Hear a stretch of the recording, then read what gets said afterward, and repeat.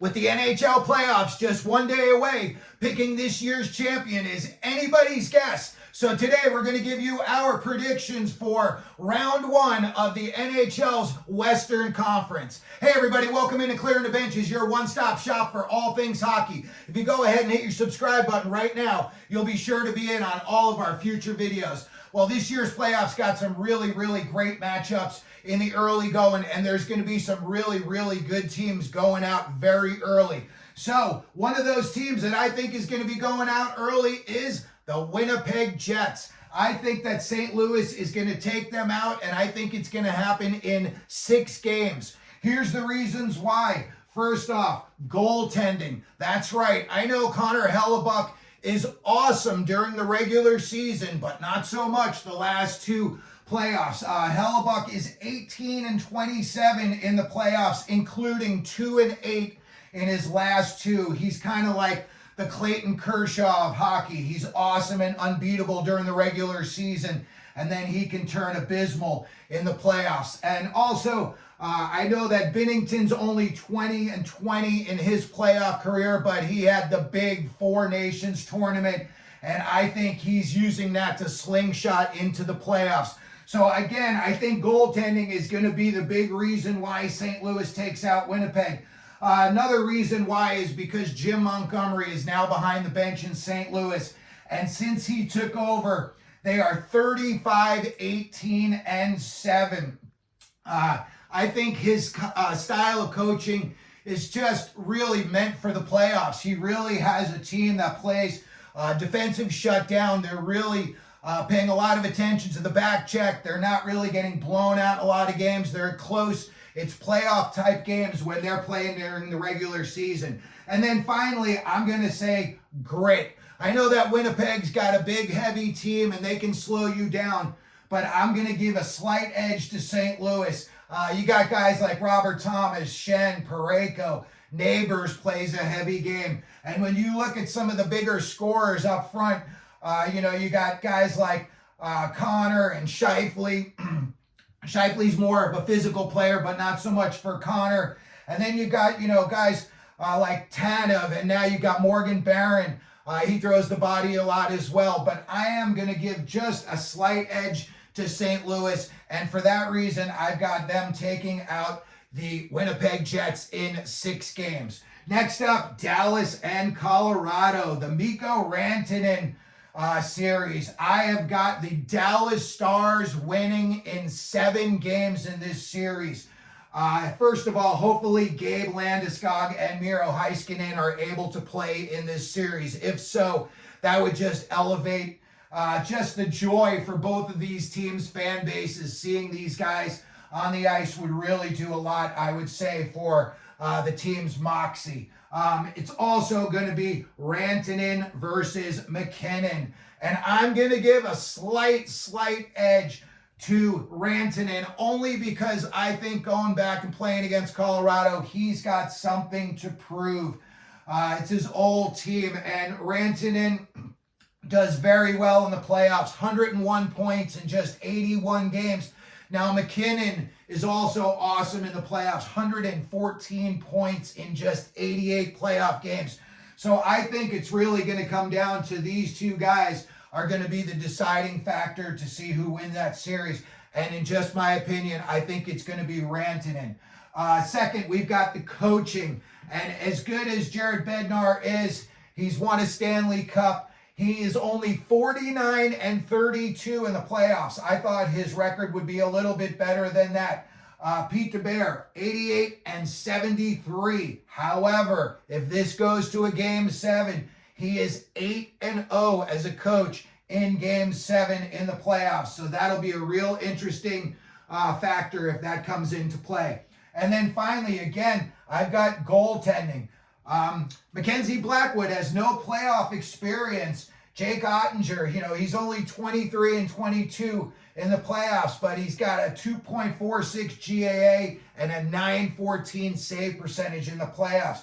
So who knows? Blackwood, may come out of nowhere and shine and steal this series, but that's exactly what Colorado is going to need for him to do if they're going to beat the Stars in this series. But again, I've got Dallas winning in 7. Next up, Vegas Golden Knights against Minnesota, and I've got Vegas winning this series in 5 games. Vegas swept them during the regular season, and they outscored them pretty mightily, 12-4. Now, I know Kaprizov did not play most of the season, and now they're getting him back, and you're getting Ek back, and they're starting to feel good about themselves. You know, I'm hoping Faber's going to step up again, and he's going to play well in the playoffs as well. But I think just overall, I think Vegas has just got way too much firepower. They were 5th in the NHL goals scored, 3.33 goals a game. And Minnesota, you know, again, they played the whole season for the most part without Kaprizov. They were 25th, and they scored 2.7 goals per game. You know, in the playoffs, it's usually a team that scores 3 goals or more is going to be the winner. And in this case, that would be the Vegas Golden Knights. I also think that Team D, Vegas, they've been through these runs before in the playoffs. They know what it takes to win. They play, you know, that smothering, heavy style of D. You know, earlier we were talking about, you know, St. Louis and Winnipeg play that style as well. But, you know, Vegas, they've got some big horses back on the back end there. And I think just as a team, they're very well structured defensively. So again, I've got the Vegas Golden Knights taking out Minnesota in 5 games. And then finally, we've got, for the 4th year in a row, the Los Angeles Kings trying to get off the schneid against the Edmonton Oilers. The Oilers have obviously won the last 3 playoff series against the Kings. So in my opinion, this is really a do or die series for both teams early on. I think this could determine the future of these 2 teams.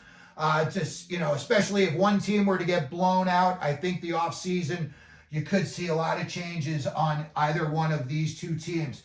However, I've got the Edmonton Oilers winning in 7 games in this series.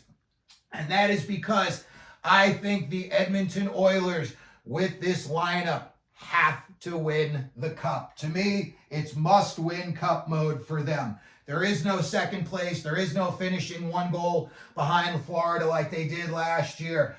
To me, they've got to win the cup, and they've got to do it this year to confirm, you know, the McDavid, Draisaitl era was a success. I'm not saying these guys were busts or anything like that in any sense of the form.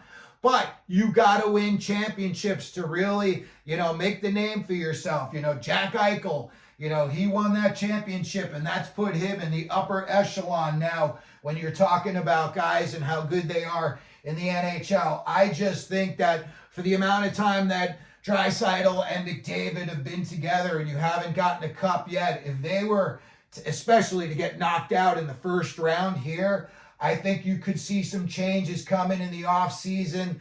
I don't know if it would be, you know, behind the bench, up in the, you know, GM box, but I think it would definitely be some changes made around the Oilers. Some of the guys that they bought in, I just question, the Troy Stetchers of the world, even though he hasn't played much.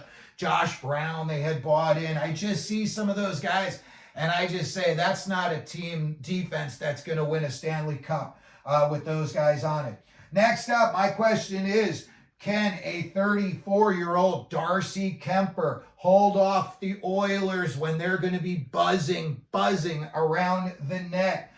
They're going to be jammed up in his crease big time. The Oilers are going to be going for it, and they know they're almost in desperation mode from the start this year in the playoffs. Going up against the Kings, and most of the talk is people think the Kings are going to win this series. So if the Oilers are going to win it, they're going to need all of their, you know, greasy players, all of these guys like Hyman, and if, you know, Kane were to somehow play, Perry, Jeff Skinner, Trent Frederick, if he's playing, you've got to have these guys. They're going to need to crash the net, and they're going to have to make life miserable for Kuemper. I know the Kings have got a good defensive acumen. I know that they play a good team defense, but I'll tell you, I think the Oilers are going to be in desperation mode, and I think these first 2 games are going to be very, very exciting, and I think those first 2 games could predict right away where this series is going to be going. And then finally, I'm going to say that you've got McDavid, Draisaitl, Hyman, Skinner, Perry, Nugent Hopkins. I think they've got a little bit more firepower up front than Kempe, Kopitar, Byfield, Fiala, Fogle, Trevor Moore. Listen, I know Trevor Moore didn't have the season this year that he did last year, and the playoffs could change that in a hurry. He is a very streaky scorer.